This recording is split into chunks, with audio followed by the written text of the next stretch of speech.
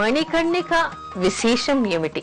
మణికర్ణిక అనేటువంటిది అత్యంత మహిమాన్వితమైనటువంటి సరస్సుగా, పుష్కరిణిగా చెప్తాము. ఇది మనకి కాశీక్షేత్రంలోని ఒక ఘాట్లో కనిపించేటువంటి పేరు ఇది. అయితే ఈ మణికర్ణిక ఉత్పత్తి ఎలా జరిగింది? పూర్వం ఇక్కడ గంగ ప్రవహించక పూర్వమే సృష్ట్యాదిలో పార్వతీ పరమేశ్వరులు సృష్టిని పెంచుతూ పోతున్నారట.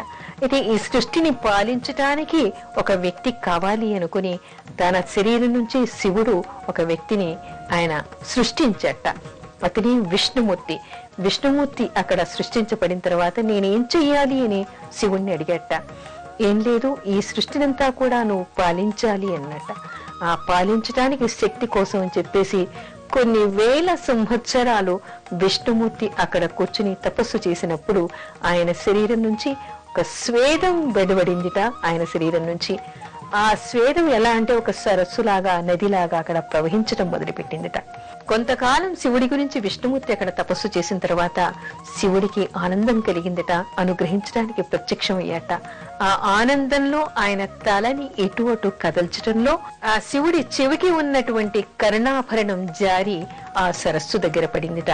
అందుకని శివుడు ప్రత్యక్షమయ్యాక అన్నట్ట, నేను ఆనందంతో తల కదిలించడం వల్ల నా చెవికి ఉన్నటువంటి కర్ణాభరణం మణికర్ణిక అంటే చెవికి ఉన్నటువంటి ఆభరణం ఇక్కడ రాలిపడింది. కాబట్టి ఈ సరస్సుకు ఇక్కడ మణికర్ణిక అనేటువంటి పేరుతో ఇది ప్రఖ్యాతి చెందుతుంది. ఇక్కడ ఎవ్వరూ స్నానం చేసినా కూడా వాళ్ళకు ఉన్నటువంటి పాపాలన్నీ పరిహారం అవుతాయి. అదే కాదు, మరొక విశేషం కూడా ఇక్కడ ఉంది. ఏమిటి అంటే ఆ తర్వాత గంగ ఉత్తర దిశగా ఇక్కడ ప్రవహిస్తూ ఉంటుంది.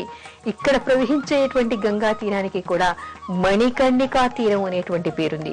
అయితే యాత్రికులు ఎవరైనా కూడా అక్కడికి వెళ్ళినప్పుడు గంగా నదే కాకుండా గంగా నదికి పై భాగాన మనకి ఈ మణికర్ణిక పుష్కరిణి అనేటువంటి తీర్థం కూడా మనకి ఇక్కడ కనిపిస్తుంది. అయితే ప్రతి యాత్రికుడు కూడా ఈ పుష్కరిణిలో ముందు స్నానం చేసి ఆ తర్వాత మణికర్ణికా తీరంలో ఉన్నటువంటి గంగా నదిలో స్నానం చేయాలి అనేటువంటి విషయాన్ని చెప్తారు. అయితే ఇక్కడ స్నానం చేయటం వల్ల స్నానం చేస్తున్నటువంటి సమయంలో ఇక్కడ స్నానం చేయడానికి నియమం కూడా ఏమిటంటే మధ్యాహ్నం 12 గంటలకి మణికర్ణికలో స్నానం చెయ్యాలి అంటారు. ఇక్కడ స్నానం చేసినటువంటి వాళ్ళకి సర్వ పాపాలు పరిహరింపబడతాయి అనేటువంటి మాట చెప్తారు. ఇక్కడ స్నానం చేస్తున్నటువంటి సమయంలో బంధుమిత్రులని ఎవరిని తలుచుకున్నా కూడా వాళ్ళకి ఉన్నటువంటి పాపాలన్నీ కూడా పరిహారం అవుతాయిట. అంతేకాదు, ఇక్కడ పితృదేవతలకు ఎవరు పిండ ప్రదానం చేస్తే వాళ్ళ పితృదేవతలందరికీ కూడా ముక్తిని శివుడు ప్రసాదిస్తాడట.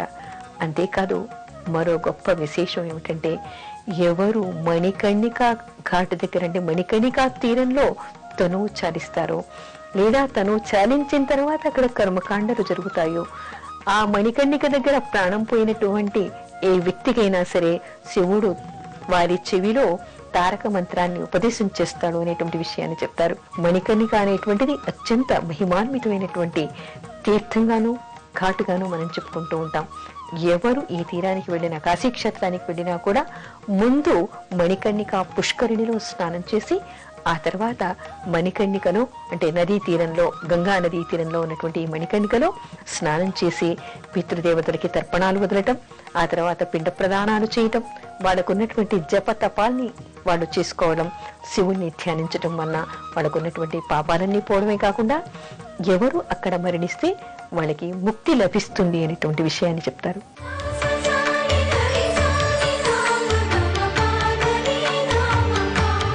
కాశీలోని దశాశ్వమేధ ఘాట్ విశేషాలు ఏమిటి? మనకి విశ్వేశ్వర దేవాలయం దగ్గరగా ఉండేటువంటిది అంటే పక్కనే అతి దగ్గరలో ఉండేటువంటిది ఈ దశాశ్వమేధ ఘాటు. ఈ దశాశ్వమేధ ఘాటు అని దీనికి ఈ తీరానికి అంటే గంగానదికి ఇది ఒక తీరం అన్నమాట. కాశీలో అనేక తీరాలు, అనేక ఘాట్లు మనకి కనిపిస్తాయి. అందులో ప్రత్యేకంగా కనిపించేటువంటిది ఈ మణికర్ణిక తర్వాత మనకి దశాశ్వమేధ ఘాట్ అన్నమాట. అయితే ఇది అత్యంత విశాలంగా మనకి కనిపిస్తుంది. దీనికి పేరు రావటానికి కూడా ఒక కథ కనిపిస్తోంది. పూర్వం బ్రహ్మదేవుడు ఇక్కడ 10 అశ్వమేధ యాగాల్ని చేశాట.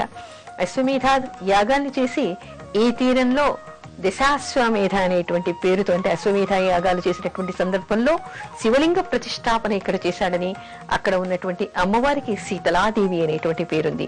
అయితే ఈ తీరంలోనే ఆ దేవాలయం కూడా ఉంది. అంటే విశ్వేశ్వర మందిరమే కాకుండా దశాశ్వమేధ ఘాటుకి వెళ్ళినటువంటి వాళ్ళంతా కూడా ఇక్కడ స్నానం చేసిన తర్వాత తప్పనిసరిగా దశాశ్వమేధ శివలింగాన్ని, ఆ తర్వాత ఆ పక్కనే ఉన్నటువంటి శీతలాదేవిని కూడా దర్శించుకోవాలి. దర్శించుకోవడం వల్ల, వాళ్ళ అనుగ్రహం వల్ల వాళ్ళకు ఉన్నటువంటి పాపాలు పోతాయి అంటారు. అయితే ఇక్కడ మనకి ప్రత్యేకంగా మరికొన్ని విషయాలు కూడా చెప్పుకోవాలి. అన్ని తీరాల్లోకి సువిశాలంగా పరిశుభ్రంగా కనిపించేటువంటిది మనకి దశాశ్వమేధ ఘాట్. ఎందుకంటే ఇక్కడ ఏవి అంత్యక్రియలు చేయడం మనకి కనిపించదు. కేవలం కొంతమంది అస్థికల్ని కలుపుతూ ఉంటారు, కొంతమంది పిండ ప్రదానాలు చేస్తూ ఉన్నప్పటికీ కూడా ఇక్కడ శవదహనాలు మనకి కనిపించవు. తర్వాత అత్యంత విశాలంగాను పరిశుభ్రంగాను కనిపిస్తుంది. ముఖ్యంగా సాయంత్రం పూట చూస్తే ఇక్కడ 7 యువకులు, అంటే సప్తర్షుల్లాగా 7 నిల్చుని సాయంత్రం పూట సంధ్యా సమయంలో గంగాహారతి ఇస్తుంటారు. అత్యంత మనోహరంగా మనకి గంగాహారతి కనిపిస్తుంది.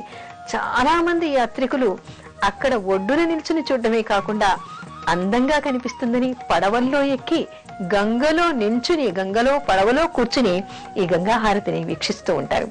అయితే మరో విశేషం ఏమిటంటే చాలా మంది కళాకారులు, దేశంలో ఉన్నటువంటి ఎంతో మంది నృత్య ప్రదర్శనలు చేసేవాళ్ళు, భజనలు చేసేవాళ్ళు, ఆ తర్వాత రకరకాల కళాకారులంతా కూడా కళా ప్రదర్శన చేయాలి అనుకున్నప్పుడు ఇక్కడ విశ్వేశ్వర ఆలయంలో చేయటానికి వీల్లేదు. ఆ తర్వాత ఆలయం ముందర చేయటానికి కూడా మనకి ఎక్కడ స్థలం కనిపించదు. అంటే ఇరుకు సందులుగా మనకి కాశీలో ఉంటాయి. ఇక్కడ వచ్చి ఈ తీరంలో ఈ దశాశ్వమేధ ఘాటు అత్యంత విశాలంగా ఉంటుంది. చాలా మంది కళాకారులు ఈ గంగా హారతి ఇచ్చే ముందు భజనలు చేసేవాళ్ళు భజనలు చేస్తూ ఉంటారు, కళాకారులు వాళ్ళ నృత్య ప్రదర్శనలు చేస్తూ ఉంటారు, నాటక ప్రదర్శనలు చేస్తూ ఉంటారు. అంటే శివుడి ముందర వాళ్ళ ప్రదర్శన చేసినట్టుగా వాళ్ళక్కడ భావిస్తూ ఉంటారనమాట. అందరూ వచ్చి చూడ్డానికి, సాయంత్రం పూట మాత్రం దశాశ్వమేధ ఘాటు చూడ్డానికి అత్యంత రమణీయంగా ఉంటుంది. ఎక్కడెక్కడి నుంచో దేశ విదేశీయులందరూ కూడా వచ్చి విశ్వేశ్వర దర్శనం తర్వాత సాయంత్రం పూట ఈ ఘాటుకు వచ్చి ఇక్కడ జరిగేటువంటి ప్రదర్శనని, గంగాహారతిని చూస్తూ ఉంటారు. ఇవి అత్యంత రమణీయంగా ఉంటాయి. అందుకని ఎవరు కాశీ క్షేత్రానికి వెళ్ళినా కూడా తప్పనిసరిగా సాయంత్రం పూట ఈ దశాశ్వమేధ ఘాటుకి వెళ్ళి ఇక్కడ ఉండేటువంటి ప్రదర్శనని వీక్షించటం, ఆ తర్వాత గంగాహారతిని చూడడం ప్రత్యేకమైనటువంటి అంశంగా మనం చెప్పుకోవచ్చు.